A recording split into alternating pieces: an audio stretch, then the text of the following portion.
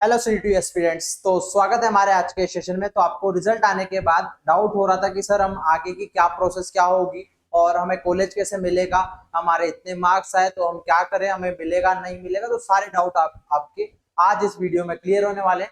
तो स्टार्ट करते हैं हम आज के सेशन को। तो आपको सीयूटी आईसीआर की जो है काउंसलिंग के रिगार्डिंग जितनी भी क्वेरीज आज इस सेशन में सोल्व होने वाली है। तो अपन बात करते हैं कि हमारा रजिस्ट्रेशन से लेकर कॉलेज मिलने तक की प्रोसेस को अपन इस वीडियो में अच्छे से वन बाय वन जो है समझेंगे। तो स्टार्ट करते हैं। तो पहला आपका अगर हम बात करें कि आपको क्या करना पड़ता है, आईसीआर की जब काउंसलिंग स्टार्ट होगी उस टाइम पे आपको जो है रजिस्ट्रेशन करना होता है। रजिस्ट्रेशन की अगर हम बात कर, आपको जो आईसीआर का पोर्टल है वहां पर जाकर के आपको क्रेडेंशियल आपके डालने होते हैं और आपको लॉगिन जो है सीयूटी डिटेल्स यहाँ पे फिल करनी होती है, सीयूटी एप्लीकेशन नंबर, आपके पासवर्ड, और उसके बाद आपको जो है पर्सनल डिटेल फिल करनी होती है। ये सारी आपको डिटेल्स वहां पे जो बेसिक सी डिटेल है वही आपको पूछेगा। देन उसके बाद आपके डॉक्यूमेंट्स आपको अपलोड करने होंगे। देन उसके बाद रैंक कार्ड जारी होगा। क्या होगा साथियों? रैंक कार्ड आपका जारी होगा। और उसके बाद फिर आपको चॉइस फिलिंग के लिए ऑप्शन दिए जाएंगे। आपको अब मैं बताऊंगा कि चॉइस फिलिंग कैसे करनी है। क्लियर है? तो ये सिंपल सा प्रोसेस है। उसके बाद आपको रजिस्ट्रेशन करके फी पेमेंट कर देना है। देन उसके बाद आता है चॉइस फिलिंग। सर कैसे करें, क्योंकि सबसे बड़ा डाउट यही है। अब पहले आप चॉइस फिलिंग के पहले समझ लो कि हमारा कौन कौन सी यूनिवर्सिटीज में अपन एडमिशन ले सकते हैं। तो आपकी सेंट्रल एग्रीकल्चर यूनिवर्सिटीज या स्टेट एग्रीकल्चर यूनिवर्सिटीज या बात करें डीम्ड यूनिवर्सिटीज, तो इन सभी में जो है अलग अलग है सभी। जैसे मान लो बीएचयू का सेपरेट काउंसलिंग होती है या फिर और भी कई यूनिवर्सिटीज है जिनका सीयूटी की सेपरेट काउंसलिंग होती है। बट एक आईसीआर के थ्रू जितनी भी आईसीआर के अंडर जो है यूनिवर्सिटीज आती है उनका अलग से आपको आईसीआर के पोर्टल्स पे जाकर रजिस्ट्रेशन करना होता है। तो उसी की अपन बात कर रहे हैं। उसके बाद वैसे ही आपको जो है अब चॉइस फिलिंग के रिगार्डिंग जितनी भी क्वेरीज है आपको इस स्लाइड में पूरी कंप्लीट सोल्व हो जाएगी। तो अपन बात करते हैं चॉइस फिलिंग की। तो आपको जैसे मान लो आपके मार्क्स आए लगभग 500 से लेकर 600 के बीच में, ठीक है, सपोज है ना, 500 से लेकर 600 के बीच में, तो आपको जो है टॉप जितनी भी हमारी यूनिवर्सिटीज है इंडिया की एग्रीकल्चर, वो सारी आपको मिल सकती है। बट डिपेंड करता है कि रिजर्वेशन कैटेगरीज के हिसाब से। उसके बाद आपको जो है मैक्सिमम कॉलेज जो है फिल करना है। आपको ऐसा नहीं सोचना है कि हम ये नहीं फिल करें वो नहीं फिल करें। आपको आपको कैसे चॉइस फिलिंग करनी है, जैसे आपका ड्रीम जो कॉलेज है, आपका ड्रीम कॉलेज है वो आपको या ड्रीम यूनिवर्सिटी वो फिल कर लेनी है। फिर उसके बाद आपका जो टारगेट उसके नीचे की आपकी प्रायोरिटी वो फिल कर देनी है। देन उसके बाद आपको सेफ जो कॉलेजेस है जो आपको मिलने के पूरे पूरे चांसेस है वो भी फिल करना है। कई बार हो जाता है कि कट ऑफ ऊपर नीचे चले जाए, तो आप ऐसा नहीं है कि हमारे पास ऑप्शन ही ना बचे, ठीक है। तो आप इस अकॉर्डिंग ही जो है चॉइस फिलिंग करोगे। आपको फुल डिटेल कौन कौन सी यूनिवर्सिटीज पहले डालनी चाहिए और कौन कौन सी बाद में डालनी चाहिए वो मैं आपको बता दूंगा। तो नो टेंशन रहिए, हम पहले आज ये एकदम ब्रॉड आइडिया जानने वाले हैं। अब उसके बाद आपको जो है उन कॉलेजेस को जो है कॉलेज वाइज या रैंक वाइज जिनकी भी अच्छी अच्छी यूनिवर्सिटीज है आपको जो मैं बता दूंगा कौन सी यूनिवर्सिटी पहले डालनी चाहिए कौन सी बाद में। तो आपको उस अकॉर्डिंग चॉइस फिलिंग करनी होगी।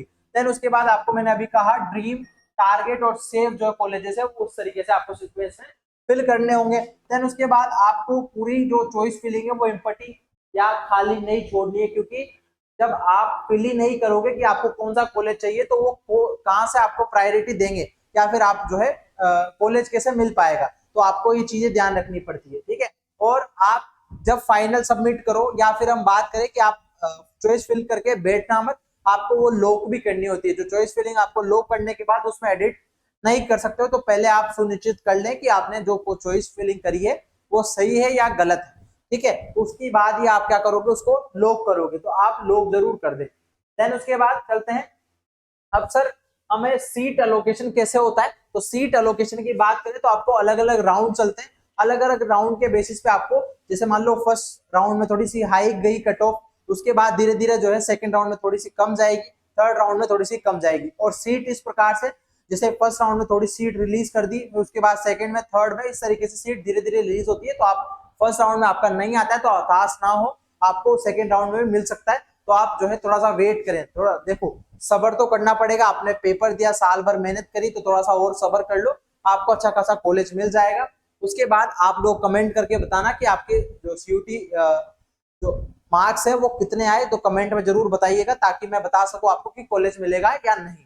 उसके बाद हम बात करते हैं कि आपको राउंड फर्स्ट चला तो इनिशियल जो है आपको चॉइस फिल करेगी। तो मैं आपको वो भी बता देता हूँ कैसे आपको मिलता है। जैसे मान लो 1 2 3 4 5 6 7, जैसे मान लो इस 7 मैंने चॉइस फिलिंग करी सपोज, तो मुझे जो है प्रायोरिटी, जैसे मान लो मेरे मार्क्स है 500 से लेकर 600 के बीच में, ठीक है। तो आपको जो है जैसे मान लो ड्रीम कॉलेज की आपके जो टॉप जितनी भी यूनिवर्सिटी, जैसे हम बात करें बीएचयू की या फिर पीएयू की या फिर आपका एनडीआरआई की या किसी की भी जो आप बात करो, जो भी टॉप यूनिवर्सिटीज आती है, तो उनमें जैसे मान लो उसकी कट ऑफ इतनी गई तो आपको ऊपर से मिलना स्टार्ट होगा, ना कि नीचे से, ठीक है। जैसे मान लो आपका कट ऑफ आके अटक गई, आपका मार्क्स आपको मिल गया 3rd नंबर वाली चॉइस, तो 3rd नंबर वाली वापस नीचे नहीं जाएगी। अब जब आप मान लो उस सीट से संतुष्ट है, उस सीट से संतुष्ट है, तो आप क्या कर दोगे, या तो फ्रीज कर दोगे। फ्रीज करने का मतलब है आपको पेमेंट करना पड़ेगा। तो उसके बाद अगर आप उससे संतुष्ट नहीं है तो आप क्या करोगे, वहां पे फ्रीज ना करके आप अपग्रेड कर दोगे। अपग्रेड करने के बाद जो भी हमारी ऊपर वाली यूनिवर्सिटीज है, कॉलेज है, वो हमारी चॉइस फिलिंग ऊपर वाली नेक्स्ट राउंड में मान लो कट ऑफ उनकी कम चली गई तो वो अपने को मिल सकती है। तो ये हमारा एक काउंसलिंग का प्रोसेस होता है। उसके बाद सेकेंड राउंड आएगा कुछ विद इन 1 वीक या 4 से 5 दिन बाद, आप विद इन 1 वीक मान लो मैक्सिमम, तो आपको सेकेंड राउंड आता है। उसके बाद थर्ड राउंड, और उसके बाद मान लो सीट खाली बची तो नेक्स्ट राउंड आएगा, वरना नहीं आएगा। मोस्टली 3 राउंड ही चलते हैं, है ना। उसके बाद मैं बात करूं कि आपका अगर मान लो आपका मेन काउंसलिंग में आपका नंबर नहीं आया, कॉलेज आपको नहीं मिला, तो आप क्या करोगे, फिर एक स्पेशल राउंड आता है स्पोर्ट काउंसलिंग, है ना। क्या आता है, स्पोर्ट राउंड। स्पोर्ट राउंड में जो सीटें हमारे मेन राउंड में खाली है वो आपका वहां पे मिलती है। फिर उसके बाद एक और राउंड आता है, जितनी भी यूनिवर्सिटीज में मान लो इसके बाद भी खाली सीट रहती है, तो सेपरेट यूनिवर्सिटीज को अधिकार होता है कि वो आपकी सेपरेट काउंसिल, वो आपको मैसेज कर देंगे, आपके भाई इतने नंबर है, आप इस कॉलेज के लिए एलिजिबल हो, तो आप रजिस्ट्रेशन के लिए आ जाओ, या फिर जो है जो भी वो प्रोसेस बताएंगे वो आपको फुलफिल करनी होगी। तो ये हमारे डिफरेंट राउंड्स की अपन ने बात कर ली। अब आपके दिमाग में आता है सर कट ऑफ क्या जाएगी, तो कट ऑफ जो है अभी मैं आपको फुल डिटेल में वैसे तो वीडियो बता ही दूंगा। तो सीयूटी के आपका स्कोर जो है अच्छा खासा, अगर मैं बात करूं आपका 500 से ऊपर जो है अच्छा खासा मार्क्स है, 400 के ऊपर मान लो, 400 के ऊपर आपके मार्क्स है, तो आपको अच्छा खासा जो है कॉलेज या यूनिवर्सिटीज आपको अलॉट हो जाएगी। अब category wise different cut off जाती है। अगर मैं बात करूं आपका कैटेगरी वाइज 10 से 15 नंबर वेरी कर सकता है। उसके बाद रिजर्वेशन वाइज और आपकी प्रेफरेंस ऑर्डर आपने क्या भरा है और सीट अवेलेबिलिटी कितनी है, उसके बेसिस पे आपको सीट अलॉटमेंट देखने को मिलता है। अब बात करते हैं नेक्स्ट हम बात करते हैं कि सर हमें डॉक्यूमेंट क्या क्या बनवा लेने हैं ताकि हमारे बाद में दिक्कत ना आए। तो डॉक्यूमेंट्स की अगर हम साथियों बात कर लेते हैं, आपका जब वेरिफिकेशन होगा, आपका डॉक्यूमेंट वेरिफिकेशन, उस टाइम पे आपको कुछ डॉक्यूमेंट्स आपके पास रखने हैं, जैसे कि आपका सीयूटी का स्कोर कार्ड, उसका एडमिट कार्ड, 10th की मार्कशीट, 12th की मार्कशीट, आपकी टीसी और आपका माइग्रेशन। देन उसके बाद आपका कैरेक्टर सर्टिफिकेट और कैटेगरी सर्टिफिकेट या इनकम सर्टिफिकेट आपके पापा का, domicile certificate, passport size photo और आधार कार्ड। ये मेन डॉक्यूमेंट्स है जो आपको संभाल कर रख लेने हैं ताकि आपकी वेरिफिकेशन में दिक्कत ना आए। तो पहले आप कॉलेज में जैसे टीसी, जीसी, माइग्रेशन और हमारा कैरेक्टर सर्टिफिकेट, ये सारा जो है पहले जो है इकट्ठा करके आप रख लेना ताकि आपको लास्ट में भागा दौड़ी ना करनी पड़े, ठीक है। और जिन्होंने जो हमारा कैटेगरी सर्टिफिकेट या कास्ट सर्टिफिकेट है, वो जिन्होंने पुराना डाला था वो अभी नया अप्लाई कर देना, क्योंकि at the time of verification आपको नया ही वो मांगेंगे। तो आप पहले से जो है बना के रख लेना, अगर उस टाइम पे जो भी आपने अपलोड किया हो सीयूटी के स्कोर, सीयूटी के फॉर्म फिलिंग में। अब बच्चों के अक्सर डाउट आते हैं कि सर हमें चॉइस फिलिंग जो है कितनी चॉइस फिलिंग करनी चाहिए, ये आपको जो है डाउट आते हैं। तो हम बात करें चॉइस फिलिंग, आपको मैक्सिमम जितने भी अच्छे कोलेज है जो आपको प्रायोरिटी, जैसे कोई नॉर्थ का बच्चा साउथ में नहीं जाना चाहता तो आप वो ना भरें, ठीक है। तो आप जितने भी हो सके, जितने पहले काउंसलिंग प्रोसेस में चॉइस फिलिंग अच्छे से करेंगे, टॉप से लेकर के लोवेस्ट जो यूनिवर्सिटीज है वो सारी आप फिल करोगे। उसके बाद दूसरा डाउट आता है बच्चों का, ये सारे डाउट आपके आए हुए हैं, ठीक है, जो मैं आपको यहाँ पे शो कर रहा हूँ। Can I change my choice, अगर आपने एक बार लॉक कर दी फिर आप उसको जो है चॉइस फिलिंग को चेंज नहीं कर सकते हो, ठीक है। उसके बाद हमें क्या सर काउंसलिंग की जो फीस है, या फिर हमने एक बार पेमेंट कर दिया सीट का, क्या वो हमें वापस मिल सकती है, रिफंड हो सकती है?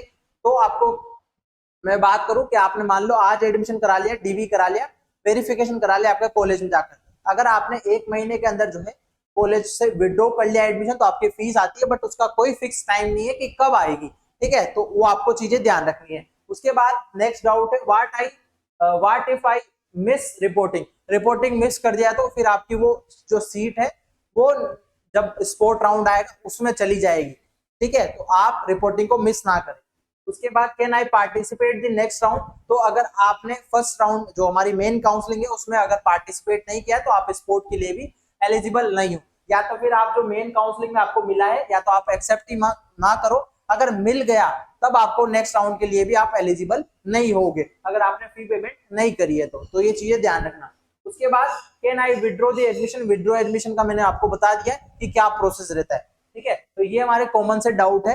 उसके बाद आपको रेगुलर अपडेट के लिए आपको क्या करना है, हमारे टेलीग्राम चैनल को ज्वाइन कर लेना है। आपको अभिषेक सर यूएससी के नाम से आपको यूट्यूब हमारे टेलीग्राम पे चैनल मिलेगा, या फिर आप इसको स्कैन कर सकते हैं, तो वहां पर जाकर आप ज्वाइन कर ले। टाइम टू टाइम आपको सीयूटी के रिगार्डिंग और काउंसलिंग के regarding free of cost guidance मिलेगा। जो आपको पेड काउंसलिंग का बोलते हैं वो हमारे यहाँ पे पूरी फैसिलिटीज नहीं है। पेड और नॉर्मल में आपको मैं बात करूं कि पेड काउंसलिंग आपको फोकट पैसा वेस्ट करते हो, हजार रुपए आपको फोकट के काउंसलिंग के ले लेते हैं जिनका कोई मतलब नहीं रहता। भैया आपके जब मार्क्स ही नहीं आए, आप भले किसी को 1000 रुपए दे दो, 5000 दे दो, 1 लाख रुपए दे दो, तो वो काउंसलिंग में आपको क्या मदद करेंगे मुझे बताओ। अगर आपके मार्क्स है 400 या उसके अबाउ, तो आपको ऐसे ही जो है यूट्यूब पे इतनी सारी जानकारी हमने प्रोवाइड करा रखी है, आपको ऐसे ही मिल जाएगा।